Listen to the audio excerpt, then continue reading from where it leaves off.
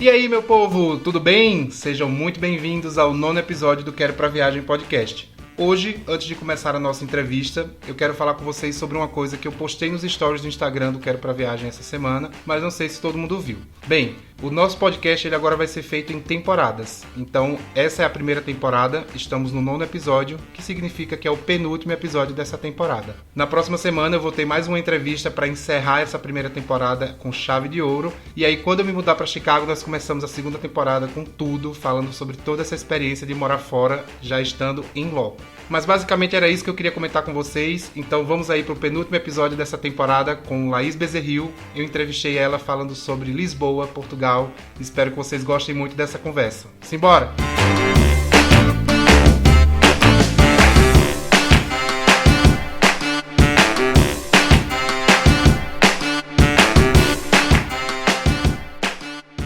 E aí, gente, boa noite, bem-vindos a mais uma conversa aqui no nosso podcast do Quero Pra Viagem. No nosso 9º episódio, teremos aqui a entrevista com Laís Bezerril, minha amiga que já trabalhou comigo e que agora mora em Portugal. Ela já morou em Miami também, mas hoje a gente não vai falar sobre Miami, nós vamos nos deter a Portugal. Então, vou pedir para a Laís se apresentar e daí a gente começa aqui o nosso bate-papo. Laís. Oi, gente. Boa tarde, Itália. Bom dia, Brasil. E boa noite aí para quem estiver ouvindo.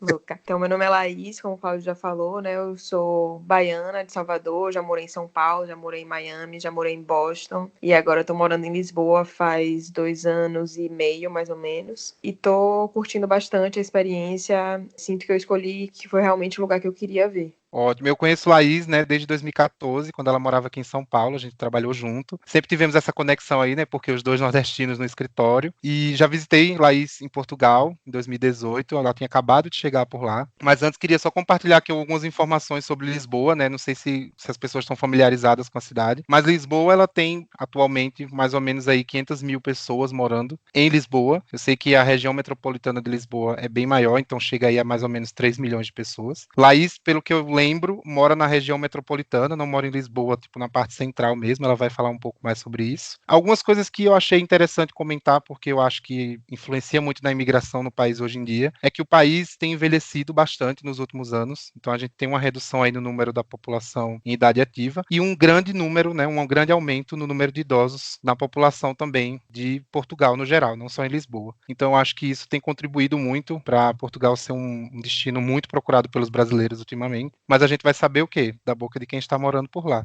Laís, primeiro eu queria que você comentasse com a gente por que você escolheu Lisboa, né? Depois de ter morado aí já em Boston, em Miami, em São Paulo, por que Lisboa? Então, na verdade, eu sempre tive vontade de morar fora. Minha primeira experiência foi em Boston e minha vontade, eu amei Boston. Eu tinha vontade, inclusive, de ter ficado lá, de ter terminado minha faculdade lá, mas como nos Estados Unidos a educação é assim, faculdade é muito caro, acabei voltando para São Paulo e terminei minha faculdade na FAAP. E desde então sempre ficou aquela vontade de morar de novo fora e tal. Minha segunda experiência morando fora foi em Miami, só que os Estados Unidos é muito mais difícil de você conseguir estabelecer um vínculo mesmo com o país, de ter um visto para você ficar legalmente para sempre e trabalhar na sua área, etc. É muito mais difícil isso. E quando eu estava em Miami, um amigo meu que morava aqui na época me falou que aqui estava com uma facilidade maior para brasileiros que queriam permanecer na cidade legalmente com visto para poder trabalhar, morar e que 4 anos depois você conseguiria tirar a cidadania. E aí eu achei bem interessante a ideia, vim para cá, visitei, vi como é que estavam as coisas, o que é que eu poderia fazer e topei o desafio e também,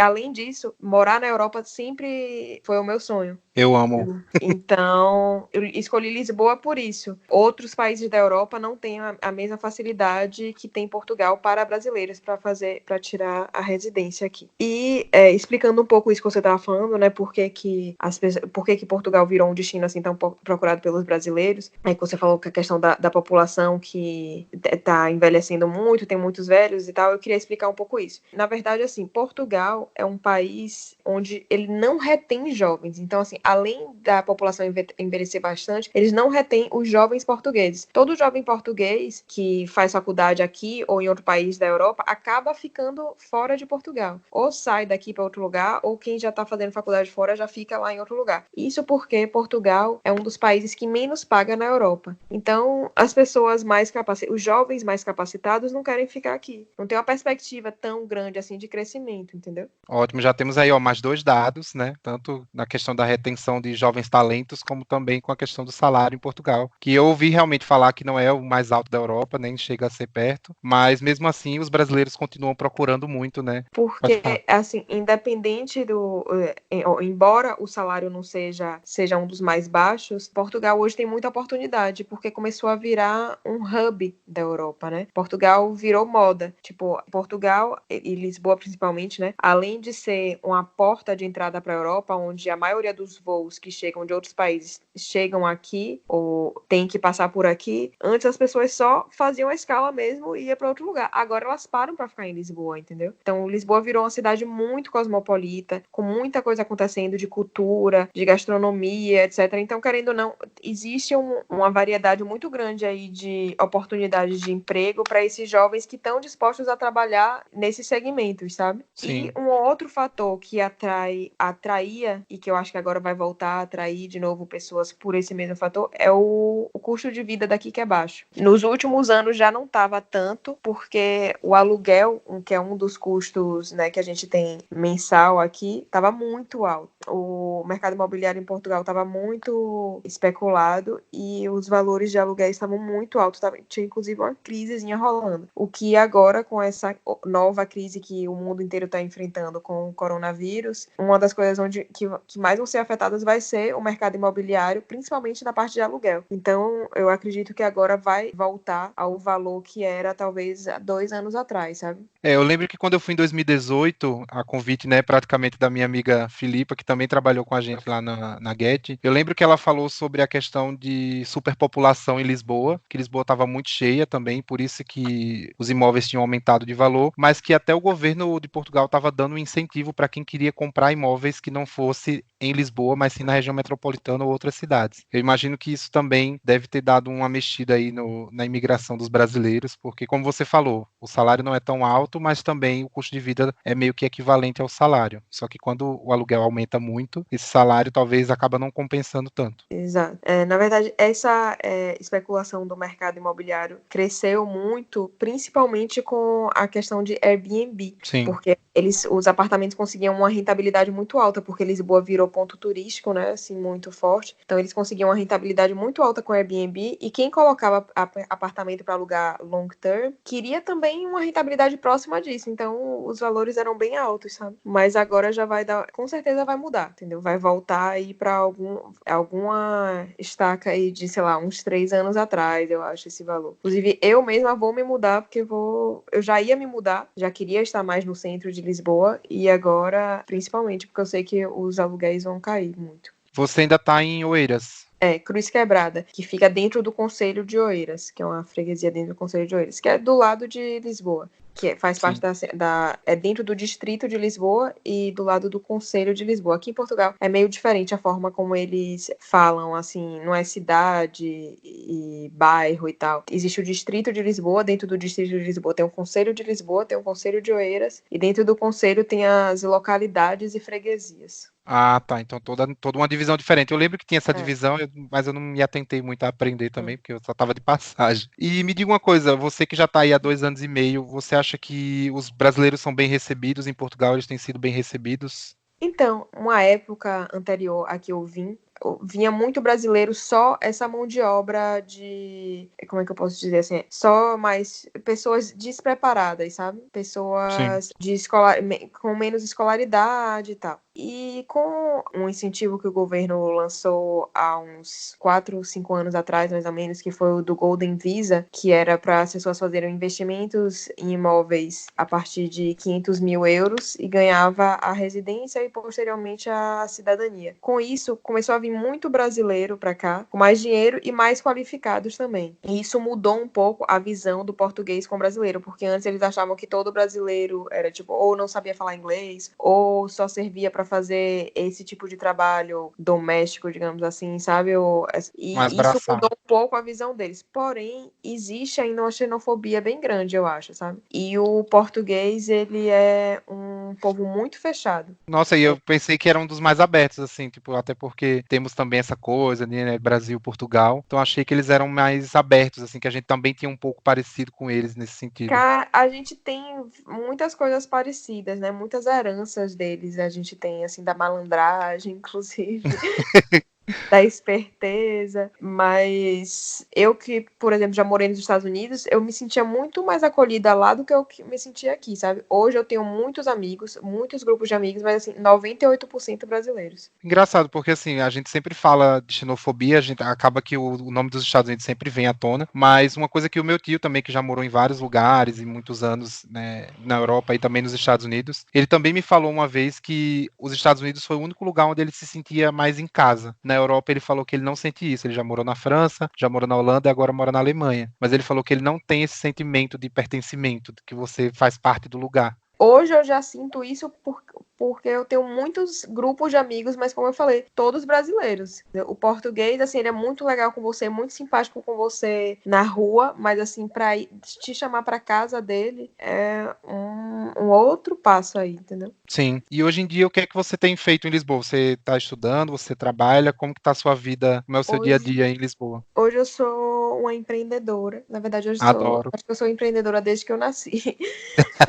Mas hoje aqui eu tenho 3 tipos de negócios diferentes, que um é uma consultoria em estratégias de investimento imobiliário, que eu trabalho com alguns clientes fixos e alguns outros que me indicam. É um segmento do trabalho onde eu crio relações de confiança a longo prazo, entendeu? Sim. Então, é muito mais para fazer um networking do que sair por aí vendendo apartamentos ou prédios ou o que quer que seja. Uso essa minha parte do trabalho para criar relacionamento com as pessoas. E como eu já trabalhei também há um tempo atrás aqui em um fundo de investimento e desenvolvedor imobiliário, eu entendo sobre o mercado e gosto de pesquisar sobre, sabe? Então, eu atendo os meus clientes assim quando alguém me indica. E além disso, eu tenho também uma parceria e sociedade de alguns projetos com a Halt, que é uma agência brasileira que tem aqui em Portugal, que está com alguns projetos aqui. Eu sou sócia de alguns projetos com eles aqui, que um deles foi a feijoada da Lalai, que a gente fez no ano passado, que foi No seu sucesso. aniversário, né? E o outro projeto é a parte de assessoria e planejamento estratégico de carreira de artista, que na verdade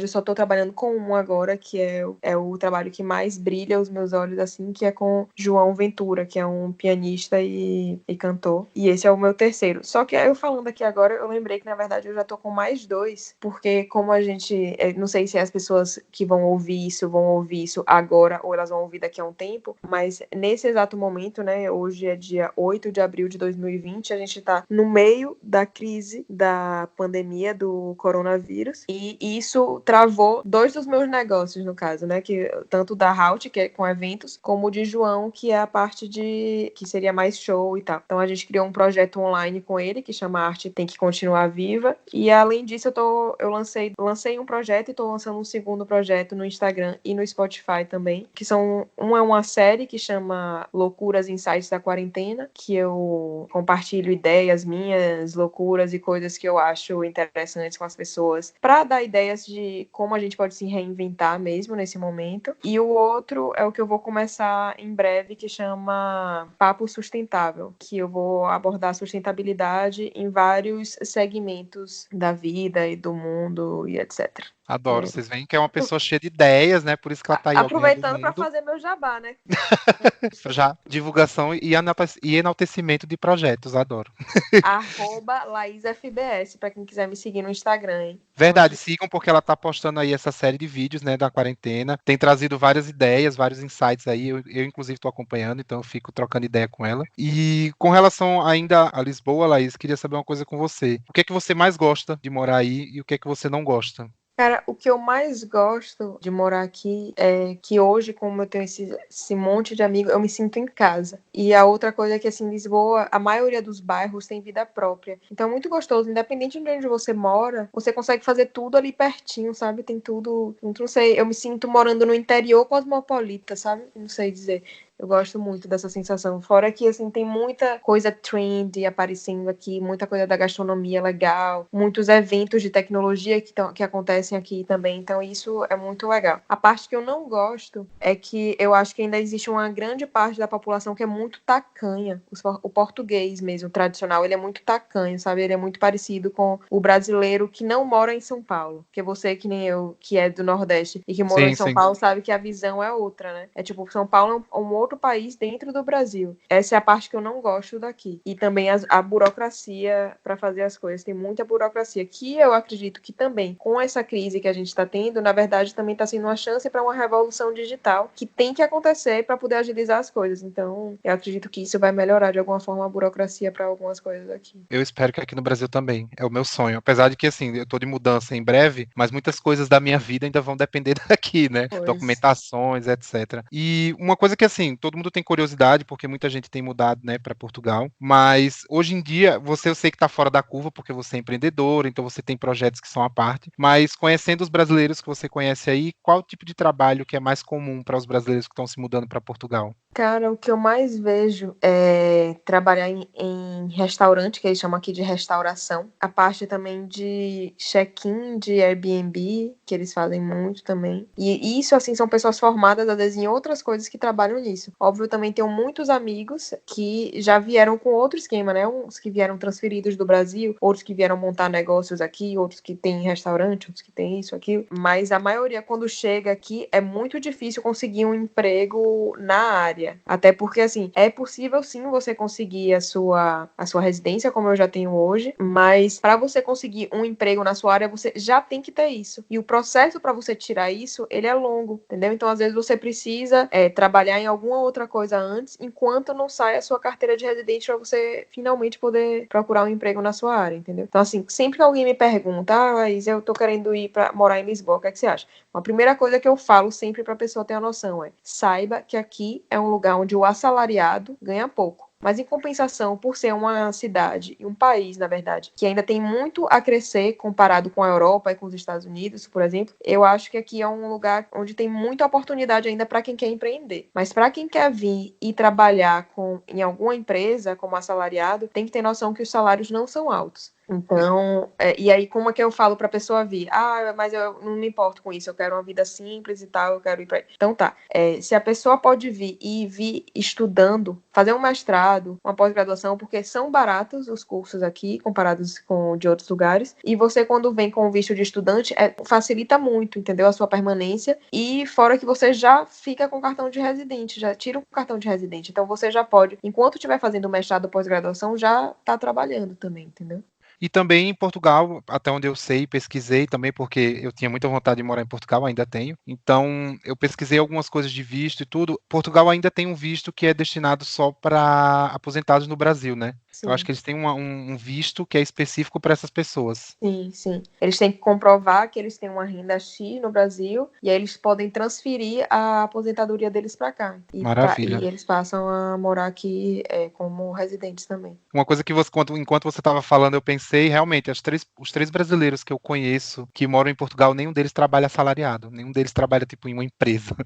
Nenhum deles trabalha, nenhum de vocês trabalha numa empresa fixa. Eu vou para esse escritório aqui todo dia e tenho o meu salário. Então, assim, realmente parece que é um país que dá abertura para empreendimentos. Agora, uma coisa que eu queria também saber de você, também com relação ainda aos brasileiros em Portugal. Por que você acha que Portugal tem sido tão procurado não só pelos brasileiros, mas também por outras nacionalidades? Eu sei que a gente falou no começo, né, que tem as facilidades de visto e tudo mais, mas você acha que também a questão mesmo do clima, da língua, você acha que isso influencia também? Sim, para brasileiro, com certeza, a língua é um facilitador muito grande, né? Embora seja um português totalmente diferente. Mas sim, isso abre muitas portas para os brasileiros aqui. Tem a questão também do clima, tipo, tem uma comunidade de franceses enorme que mora aqui em Portugal, justamente para fugir do frio da França, né? Então, eu acho que assim, o clima é uma coisa que atrai pessoas do mundo inteiro. Essa questão de que Portugal ainda é um país com muita oportunidade para crescer também atrai empreendedores do mundo inteiro. A questão que há uns anos atrás estava, tipo, a especulação do mercado imobiliário atraiu muitos investidores do mundo inteiro e moradores também, por conta da qualidade de vida, né, que Portugal tem, com relação ao clima, à segurança também. Tudo isso atrai pessoas do mundo inteiro e a língua, obviamente, atrai muito brasileiro, né? Sim, sim. Uma coisa que também quando eu fui para Lisboa há 2 anos atrás, que eu gostei muito, primeiro que assim, é uma cidade que você como brasileiro, você vê a cidade e você consegue identificar traços da sua cultura. Então acho que Sim. isso é muito bacana. Você vê lugares que você fala, tipo, nossa, aqui parece Salvador. Aí você, nossa, aqui parece São Luís, nossa, aqui parece Rio de Janeiro. Sim. Então a gente consegue ver esses aspectos culturais, traços na arquitetura, enfim. Eu acho que é uma cidade que tem isso muito bacana para quem é brasileiro. Aquelas ladeiras gigantescas, enfim. E também, eu acho que Lisboa, pelo menos pelo que me pareceu, você pode me confirmar, me parece uma cidade que sabe muito juntar o velho com o novo. A cidade tem um lado que você vê que é mais antigo, mas que é super bem conservado, mas também tem uma estrutura nova, que não sei como é que eles chamam, mas se não me engano estamos chamando de Lisboa Nova ou alguma coisa assim, que é muito moderna, que tem uma característica arquitetônica muito diferente do que o centro de Lisboa tem. Então achei muito bacana a cidade ter esses dois lados e eles se misturarem e ficarem harmoniosos. Não sei se você tem essa mesma percepção assim da cidade, morando aí principalmente, né? Eu amo tudo que é histórico. Eu ainda não vejo tanto a arquitetura tão misturada assim, sabe? Tipo, por exemplo, como existe em Berlim. Eu acho que é muito mais legal lá. A arquitetura neoclássica que eles têm em alguns lugares. Aqui eu acho que assim, tem um centro histórico, né? Onde tem várias coisas históricas, mas tem também umas coisas que não diz ao que veio. Agora eu tô entendendo que você tá falando dessa parte mais nova de Lisboa, que é o Parque das Nações, que é o bairro mais novo de Lisboa, que tem sim uma arquitetura interessante de alguns monumentos, mas ao mesmo tempo eu não gosto tanto da arquitetura dos prédios. E eu acho que lá não parece Lisboa pra mim, entendeu? Ah, tá.